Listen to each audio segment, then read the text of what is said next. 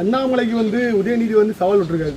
தைரியம் இருந்தால் அண்ணா சாலை பக்கம் வரட்டும், அதுக்கப்புறம் பார்த்துக்கலாம் அப்படின்னு சொல்லி ஒரு சவால் விட்டுருக்காரு. இதுக்கு என்ன போய் அண்ணாமலை எதுக்கு வரணும்? நானே வரேன்.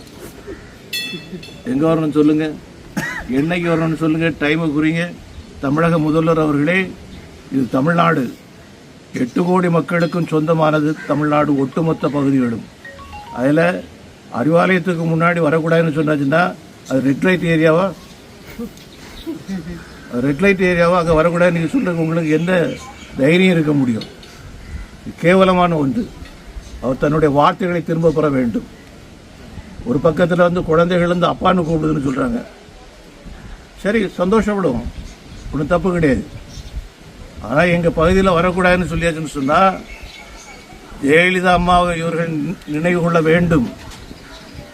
மறுமலர்ச்சி திராவிட முன்னேற்ற கழகத்தினுடைய துவக்க காலத்தில் ஒரு பெரிய ஊழலும் அந்த பகுதியாக இதே அறிவாலயத்தில் தாக்கக்கூடிய அளவுக்கு சூழ்நிலைகள் வரும் என்ற நிலையில் அன்னைக்கு அந்த அம்மா பாதுகாப்பு கொடுத்து முடிச்சாங்க. இன்னைக்கு இவர் அதை வேற ஏதாவது மாற்றி எங்கள் பகுதிக்கு வந்துடாங்க அப்படின்னு சொல்கிறாங்கன்னா, ஒன்று அவர்கள் தவறாக அறிவாலயத்தை நடத்துகிறார்கள் என்று சொல்லி பொருளாக முடியும். அல்லனா வேற ஒரு விஷயம். சவால் விடுறீங்கன்னு சொன்னாச்சுன்னா நாங்கள் வரோம். உடனே அடுத்தாக்கில் ஒரு கேள்வி கேட்பாங்க, ரெட் லைட் ஏரியான்னு சொன்னால் அதுக்காக பொன் ராதாகிருஷ்ணன் வர்றான்னு சொல்லிட்டு கேட்பாங்க.